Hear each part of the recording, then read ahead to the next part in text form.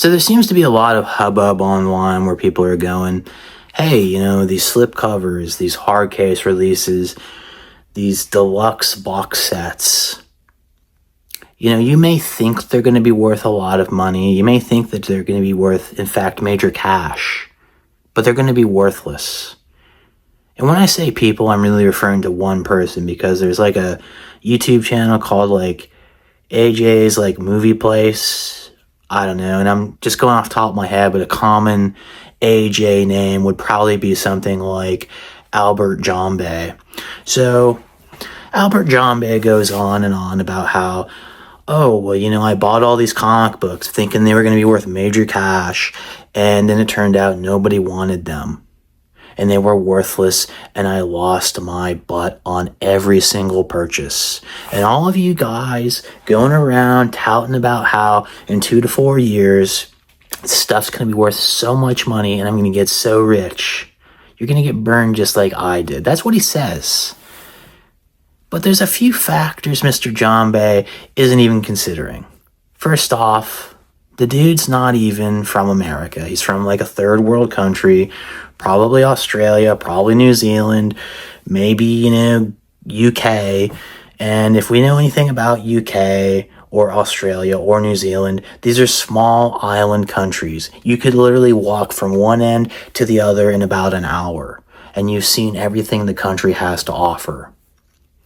That is like the size of our smallest state, which is Rhode Island.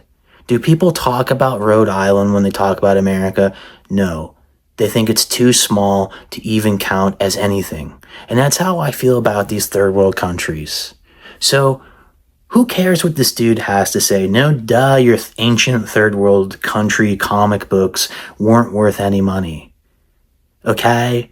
We're talking about American improved and approved slipcovers and deluxe releases. Okay? And I saw like his collection in the background. He had American releases because he had a sense where it's just like, I want an American approved disc. America improved slipcover. Because the islanders that I live with just aren't capable of creating that and approving that and making the right calls. And that's why he's getting burned, and that's why he feels like he's making bad investments. Because, listen, investments happen here in America.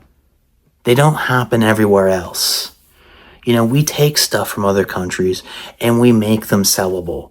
We make them valuable. That's how America works. And I'm an American, and I know this stuff is going to be worth major cash. We're going to buy mansions. We're going to buy cars. We're going to buy easy women. And listen, by the time, Albert Jambe figures this out, the boom will have already stopped. We would have already made our millions or billions. And what's Jambe going to have?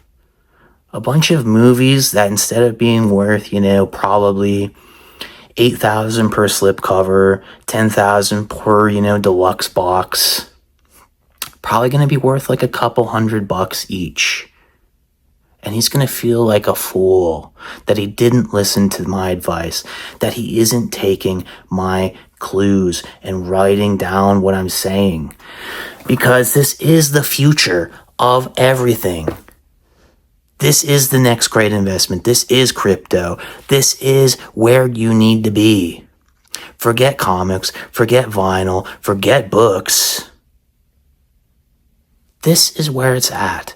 Slipcovers. It's a safe, easy investment.